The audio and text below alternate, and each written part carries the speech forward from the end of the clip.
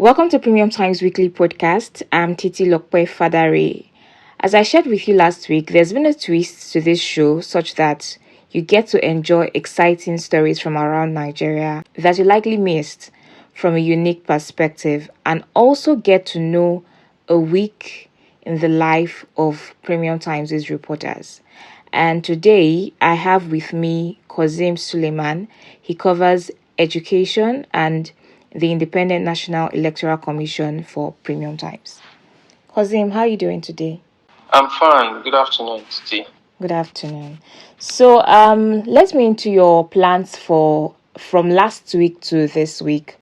Knowing about the background of things that you've covered last week and entering into the new week. So yes, I expected this week to be more eventful than it turned out, but it doesn't mean it won't, get exciting in the future. But last week, we still have the tide of the Adamawa Resident Electoral Commissioner, whose whereabouts is unknown. I wrote a story about that, how the spokesperson of INEC was saying they do not know where this man is. So I expected, some follow-up to continue from that.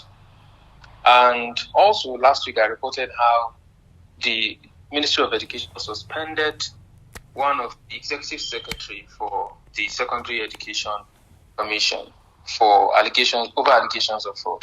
So I expected, some developments on that. Anyways, away from that, what I focused on this week has been the UTME, that's the Unified Tertiary Matriculation Examination, also administered by JAMB every year. So the exams started on Tuesday and it's going to continue until Tuesday. So that is basically what I've been focusing on, looking at how candidates have been, taking these tests, what the challenges they are having, and what are the authorities saying. Okay.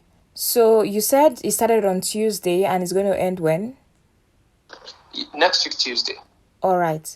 So based on the things that have happened, the exams that have started already, what would you say has been the outlook so far? Has there been any complaints, technical errors, and the likes?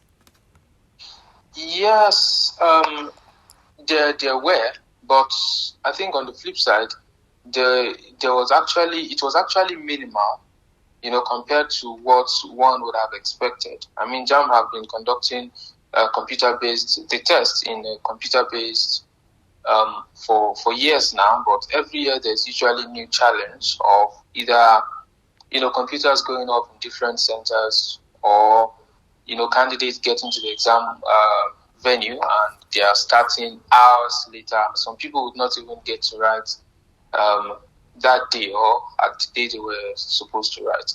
But there was an improvement this year, and it's an improvement that kind of show, when you look at it on the general level. For example, as of yesterday, Thursday, as of Wednesday, because that is excluding yesterday's figure, about 947,000 candidates have, written the exam so far between Tuesday and Wednesday. Okay. Out of this number, only about 64,000 candidates, experienced technical hitches that the board had to reschedule their exams. And when you look at it with the number of candidates, it's just about 6%. And this is, where it's different from what we've been seeing when you look at the previous years. Previous years, when JAMB is, scheduling an exams, or when it's time for UTME, it's always like chaos because they are usually challenged from different angles, different centers from different places. But there's a relative calm this year, which is evident from even the centers I went to myself and even other reports that I get from other places. So there is relative calm, and in fact, the board is already giving itself, giving itself a pat in the back.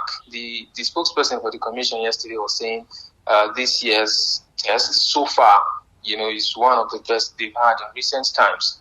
And they are saying that although technical hitches is something they cannot rule out because technology is technology, they are in that they will make sure that every Nigerian or every candidate who registered for that exams, they will make sure that that candidate has the opportunity of sitting and taking that exams, except if, maybe the problem is from the candidates, maybe refusing to show up or on time. All right. So I want to speak with regards to, you mentioned that in some cases, some exams were rescheduled.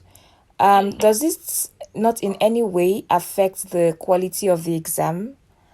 If, there's a postponement with the exam.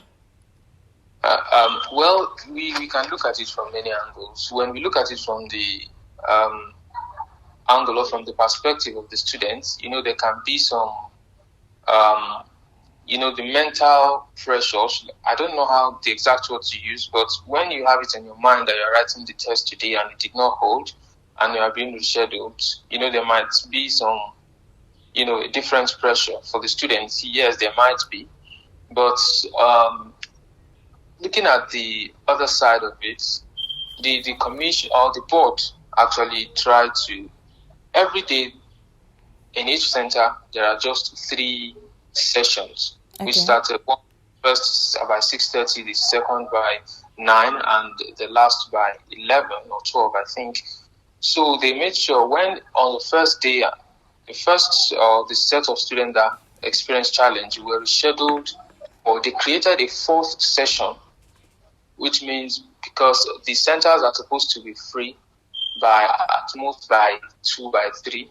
Okay. Everyone have been done, so they scheduled a 4th session for those candidates because centers are to be free from 3, at least from 3 p.m. downwards. So they scheduled that time for those candidates. I think, when you look at it, they believe that the most important thing is to make sure that those candidates are able to sit for that exam. Okay. All right. So on the final note, I'd like to ask, I understand that they said results will be out as soon as possible. Can we say that we can hold that particular statement as valid? And could this be like the first time this would be maybe a reality, basically, of how prompt results can be released after an examination? Well, I think JAMB usually release the results of the UTME results very early because it's a computer-based test. Sometimes it's in fact usually before the end of the period for the exams. For example, the exams will be ending on Tuesday.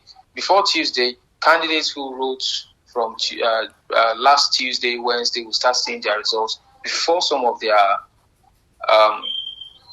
counterparts or their colleagues write the exam because it's a computer based and it's even realistic if these candidates can actually finish the exams and see their results immediately. Yeah, that's what we're looking forward to.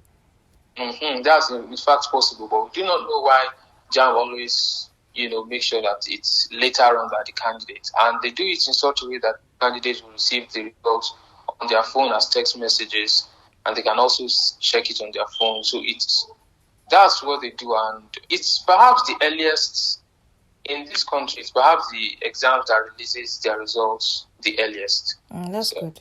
That's a good one. All right. Thank you so much, Qosim. Looking forward to more conversations with you regarding your desk. That's the education and the reporting of the Independent National Electoral Commission. Thank you. I'm sure you have a great weekend. Oh, yes, I will. Thank you. All right. So that's Qosim Suleiman, Premium Times' reporter covering the education desk and the Independent National Electoral Commission, who just shared what's going on in Nigeria in the education sector in the past week, which is in relation to the JAMB examinations. So do not forget, if you like this podcast, please share and favorite, and also visit www.premiumtimesng.com to catch the latest edition of this podcast series. I remain your host, Titi Lokwe Fadare, and Do keep it tuned to Premium Times podcast to get more interesting updates from Premium Times.